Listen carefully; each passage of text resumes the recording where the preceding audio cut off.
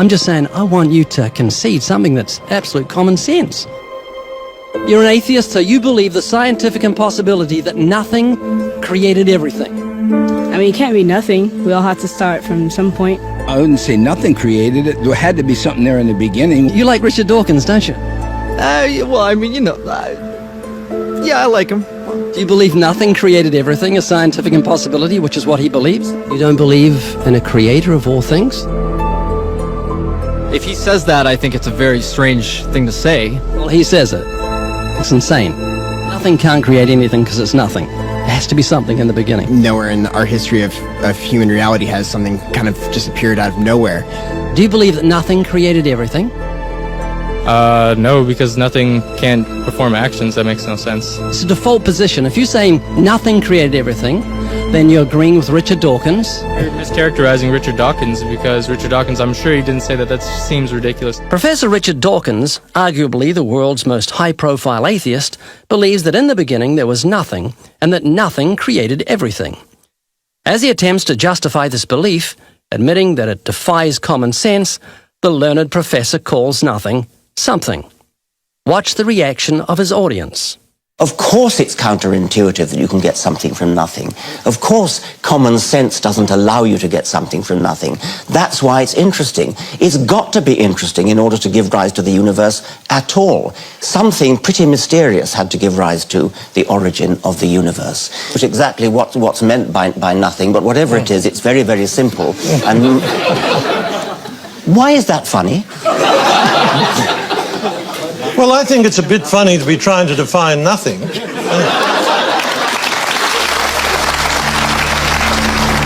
Richard Dawkins, I'm sure he didn't say that. That seems ridiculous. The audience reaction confused the normally eloquent professor because he's not used to being the object of laughter. What he didn't realize was he was talking to people who were endowed by their creator with the virtue of common sense. This was just another case where the emperor has no clothes. Someone should tell this man who has deceived millions, "You're talking foolishness." Is that what you believe? I mean, it can't be nothing. We all have to start from some point. But there has to be something that created everything. You just wasn't God. Is that what you're saying? Yeah. It's just evolution, how things became from one organism into many. But that doesn't solve your dilemma of the initial cause. There has to be an initial cause. If there was a big bang in space that from there issued cats and dogs and horses and cows, the sun, the moon, the stars, the seasons, and all this marvel of creation came from a big explosion, what caused the explosion, and where do the materials come from the explosion, and why is there such incredible order from the explosion? Every explosion I've heard of creates chaos, not order. That makes sense? Oh, yeah.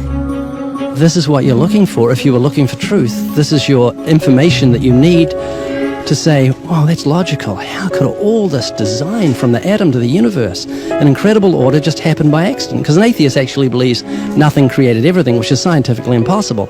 And I'm trying to say, Haley, I just want you to think. You're not just a blob of nothing that came from an explosion that created order, which is against nature. That means that you've got purpose and meaning in the universe. So it's not altogether bad news. I just want a relationship with whoever built me.